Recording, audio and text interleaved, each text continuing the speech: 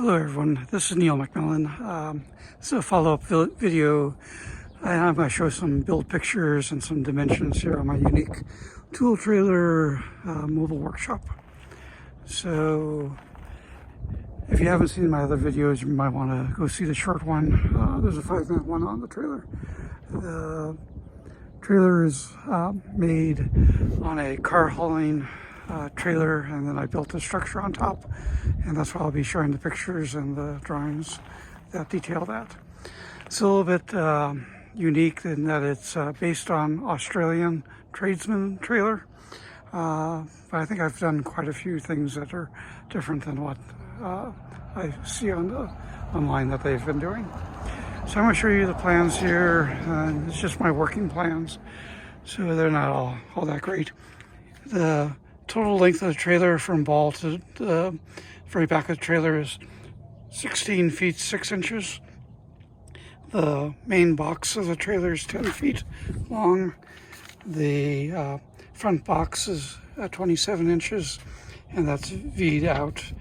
The opening of the notch door, for a better word, is 93 3/4 inch length, and 51.5 on the front, and then 44.5 at the back.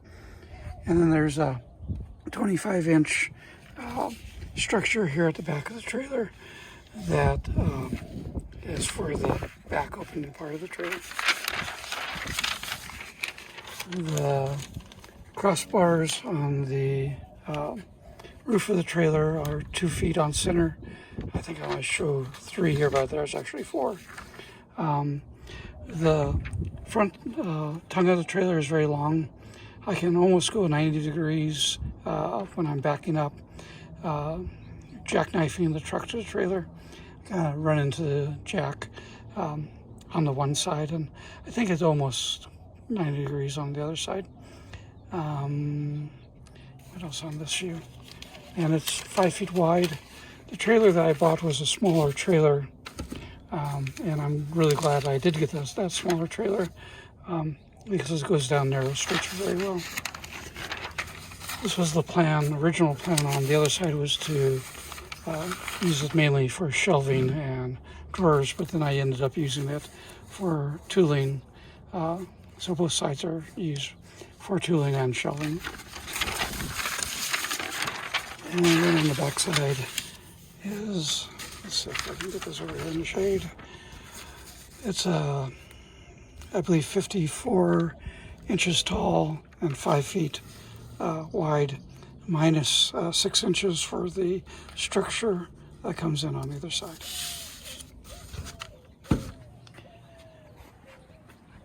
I'm just going to do a quick walk around of the trailer now. This side has the table saw pull out with the runout table. The runout table rests on this 1.5 inch aluminum bar that goes into these U-shaped pieces of aluminum that I cut out and attached to the front support. And then on the other side, the chop saw, miter saw support folds down on these pivot points here and runs against this bolt here, and then it is pinned in place with this pin up here. I was able to get a whole bunch of these pins for cheap in a bulk pack from Harbor Freight. I think it was like 15 bucks for a whole bunch of them. You can see I used them in quite a few places. I made the trailer so that it would fit in my garage if I take off these supports on the top, and these supports are just saddled on here. The material that I used is a material from Piedmont Plastics, but there are quite a few other companies making it, called a ACM. So it's actually, I don't know if you can see this here, it's 2 layers of aluminum, very thin aluminum with a polycarbonate in between, about an 1/8 inch total thickness. And the thing I like about it is it doesn't dent. It does dent well, but you have to really be serious as beating on it to get it to dent. As I said, this was an old trailer, car hauling trailer, and by Trail-X. This wouldn't be possible without a good structure underneath the trailer. That's why I went with a car hauling trailer. And even then I did beef up the support by putting this 4-inch, quarter-inch thick aluminum plate down both sides of the trailer and bolting that in, giving it a little bit more rigidity. The problem is I'm putting weight with very little upper structure to help spread the load. So the base of the trailer has to take almost all that load. On the top of the trailer, I put 2 sheets of Baltic birch plywood, 5 by 5 foot sheets, and then layered a piece of regular aluminum sheet, a 5 by 10 sheet on top of that. That way I can walk on top of the trailer, use it as a scaffold if I need to. On the back of these supports here, I don't know if you can see it here, is this wire mesh, 2-inch by 2-inch steel mesh, which is really convenient for blowing out the trailer with just a leaf blower. And yeah, let me get back here so you can see the miter saw. Sits on these supports, and I bought a bunch of these shelf support brackets that just click underneath here and pivot up. And I used one here to support this out on this end. And then I have the shelves on both sides that work out really well. I think if I had even a regular cargo trailer, I would be adding these on. It's so convenient to walk up to the trailer and just flip these open and have some place to work or to put things on. At the back of the trailer, I have these 2 large drawers. They're running on ball bearings from skateboards that come in bulk packs of, I think, 24 or something like that. Makes a very large drawer. These are 12 inches tall, a little bit under 2 feet wide, and almost 6 feet long. So in here I keep my corded power tools, and on the outside is mainly the cordless. So what else? The structure is on the bottom is the crossbars from the original trailer, and I did have to shim up a little bit and then put down more of that Baltic birch 5 by 5. So 2 sheets were perfect to cover the entire floor of the trailer. And down the middle, I've got this area for sliding in sheet goods, my tabletops for my support system. Up on top, I keep my levels and all the other goodies.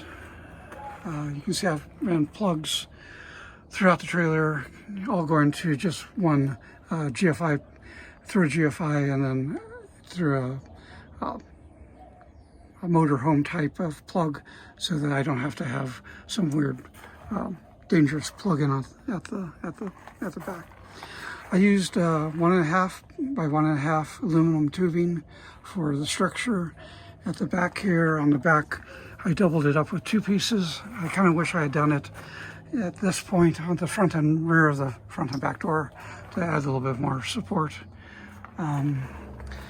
Even at that, I did have to come back and add these gussets to the back of the framework of the back door. I was getting a little bit of racking when I put a weight up on top of the trailer on the rack system.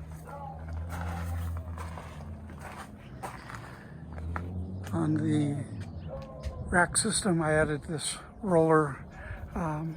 Makes it easy to roll things up and onto the top of the trailer there. I don't know if you get a good look of that. So I only have a few bolts holding the rack down, so if I ever need to take it off, it'd be fairly easy to take it off. This is the first time I've welded aluminum, so I ended up buying a spool gun and a conversion kit for my Miller welder. So that was kind of interesting, but the welds seem to be holding. All the panels are glued and riveted. Very few rivets, but they're riveted. And I used a Loctite PL Premium, I believe it was. And I wish I had done a little bit more clamping, but I did get most of it. There's a few places where I didn't get the sheet well bonded to the panel, but for the most part I did a pretty good job. My lock system is just very simple from Home Depot. I had to do a lot of modification to get the locks to work on there. If I had to do it again, I'd probably order some cargo trailer latches. And then I've got some these little LED lights. And again, there's better options out there. Things I would do different. I may come back and modify this street side of the trailer so that this upper door is bifold, so that the end here, there would be a hinge here in the middle, and this would flop up and over, and then so that it wouldn't stick out into the street so much if I'm working along a street side, or maybe even trifold. What else? I was trying to keep the trailer as light as possible. I believe that in the future we're all going to be into having electric cars and all that good stuff, and the lighter the better for efficiency. And even with my truck, I know that as long as I can keep the load down, I'm not straining as much. Also trying to keep it as compact as possible into city streets. And at 16 feet 6, I believe that the trailer is actually shorter than my pickup truck. So I only take up 2 parking spaces instead of multiple. What else? The trailer is set up for working outside. I know that's not going to work for a lot of you in parts of the country, but maybe you only work in the nicer part of the year and you close down in the winter. I was a little worried when I was building it that I would get a lot of leakage through the piano type hinges that I used, but I'm not seeing that. We don't get that much rain where I live. You can see the cactuses here in the background. But there are hinges out of Australia called Centraflex, I believe, and it's a molded hinge out of rubber that has no penetrations through it. I did see some on eBay, so it is possible to get them in the United States, but they're kind of costly. What else? I'll add some pictures now and maybe talk a little bit more. Thank you. This is the trailer prior to stripping off the decking. As I said, it was a 1976 trailer, so it needed some work. About 4,000 pounds is what it's rated to carry. I put on 7,000 pound axles, even though I wouldn't carry that much. I think 4,000 is about right for this trailer, even though I did some beefing up on it. This is with the deck all stripped off and ready for the half-inch plywood that I put on top of those cross pieces. Added this jockey wheel on the front. It is nose heavy, so I definitely need something to hold up the front end. This is the start of the framework, 1.5 inch by 1.5 inch tubing, and my ugly welds that got better as I went along. Would have been better if I had been able to weld outside of the wind. Definitely this would be a much easier project to do inside. A lot of grinding and sanding to clean up the welds. And I probably should have cleaned up my ugly black soot on there, but I really wasn't paying attention to that when I was doing it. Bought a spool gun to convert my older Miller welder to aluminum welding. Aluminum works really well with woodworking tools, regular bandsaw, chop saw, and circular saws, table saw. All it cuts very easily and makes it so you don't have to buy special equipment to do that. The front nose box was a challenge with all the different angles. The box is bolted onto the front and drops down from the main roof so I can put a solar panel up there. The doors are made out of 1 inch by 1 inch 1/8" wall aluminum. And I used regular piano hinges for all the doors. I use the PL Max Premium Loctite for bonding the aluminum panels to the aluminum framework, and then a rivet about every foot or so. Yeah, the panels are made by Peanut Plastic. It's called a ACM, aluminum composite material. It's kind of messy to cut. It puts black plastic all over the place. The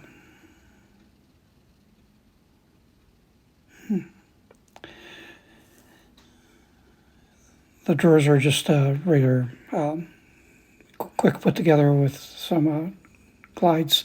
And then here's one of those flip-up tables with a little sander on top of it.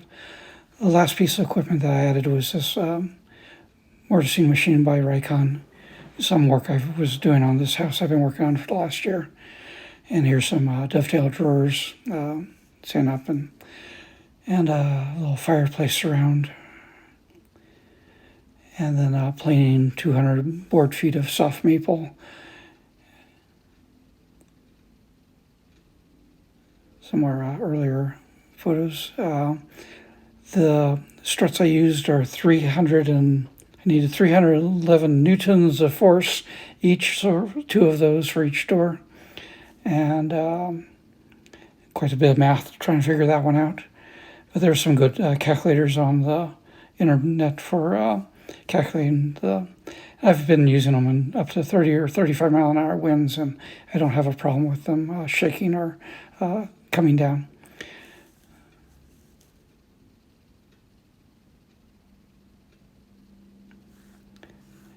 The roller on the back has made life pretty easy when you're putting long material up on top. This is just some photos of the structure of the inside being made. If I'd been smart, I would have put my rollers on the inside of the drawers before I made that, but I wasn't thinking that far ahead. Here I was trying to line up the miter saw and the table saw so they could be used as an outfeed table.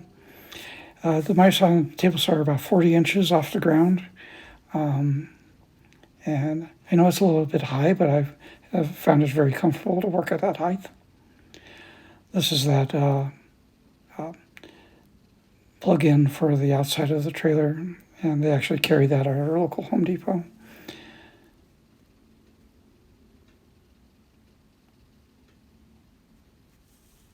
That's the GFI that is the first plug that it comes into.